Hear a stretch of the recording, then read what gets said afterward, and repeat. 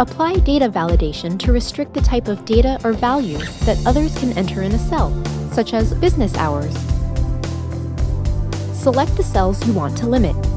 Select Data, Data Validation.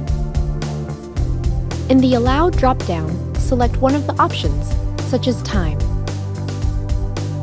Set the limits, like start and end times. Select Input Message and customize a message users will see when entering data.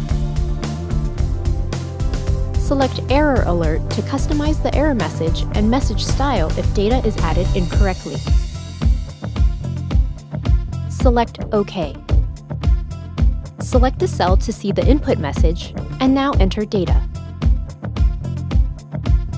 If data is outside the parameters, the error alert will appear.